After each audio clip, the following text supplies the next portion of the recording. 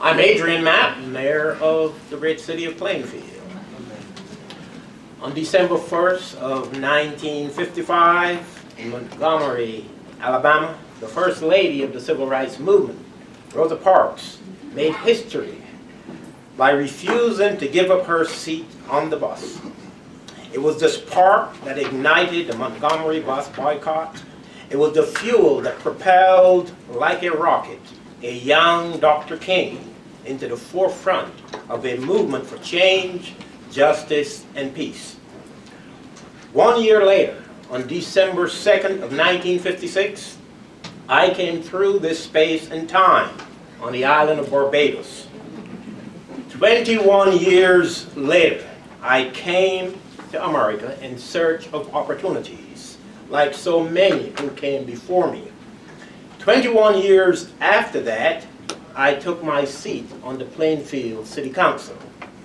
And 16 years thereafter, I became the first Bajan mayor of an American city. So over the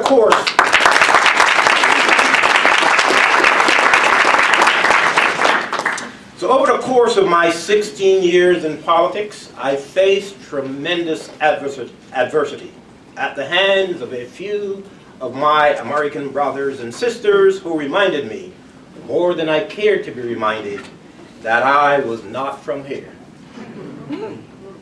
Just 1 week ago, Mayor Ras Baraka reminded us of one of his father's great pearls of wisdom.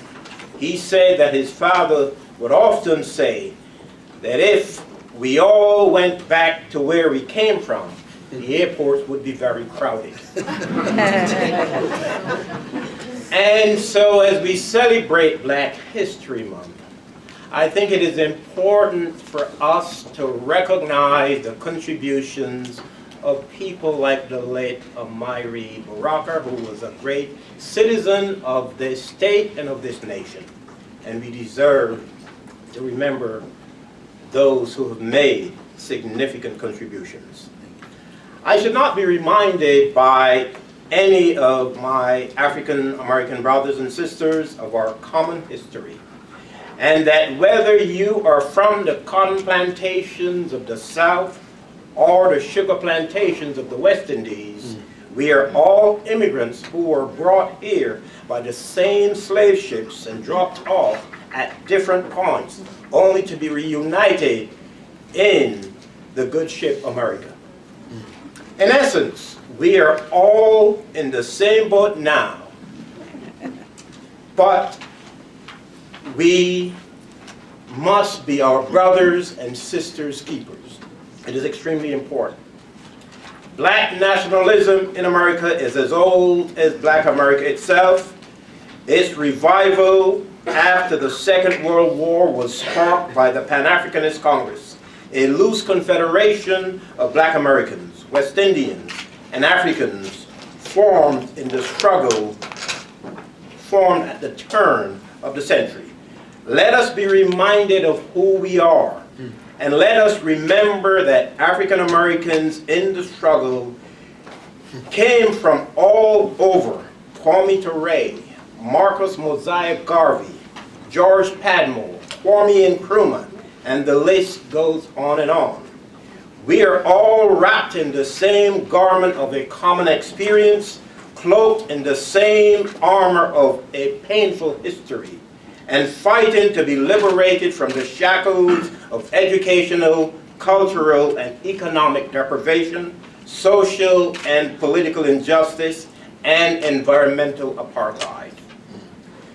Some have referred to the impact of certain energy policies on the African American community as nothing less than energy apartheid, since we are disproportionately affected by the location of power plants. According to Robert Bullard, 68% of African Americans live within 30 miles of a power plant, the distance within which the maximum effects of the smokestacks plumes are expected to occur, compared to 56% of whites and 39% of Latinos. Of the 2 million people who live within 3 miles Of the 12 dirtiest coal-powered plants in 2012, 76% were people of color. What we also know is that blacks have been at the forefront of scientific discovery and invention from the beginning of time. Names like Granville T. Woods, Louis T. Latimer immediately come to mind. Their work in the 19th and early 20th century were the pillars upon which modern day electricity has been built. Therefore, it is critically important for companies like PSEG to be sensitive to the energy apartheid that has affected minority communities, and to recognize the existence of discrimination in procurement policies and practices of major corporations. It is even more important for PSEG to be consciously aware of the need for diversity in its management structure and hiring policies. Companies like PSEG must shine a light internally so that the glow of equality can become more than an ideal, but a reality. Let us celebrate Black history and the Black experience each and every day, not just in February, and let us never forget the contributions of the many giants who have been responsible for where we are and upon whose shoulders we stand. I sit here because of the contributions of those who came before me. And oftentimes it is asked, who can see further, a dwarf or a giant? Well, the dwarf can, simply because he sits on the shoulders of giants. And so, let us always be mindful of that. Thank you so very much.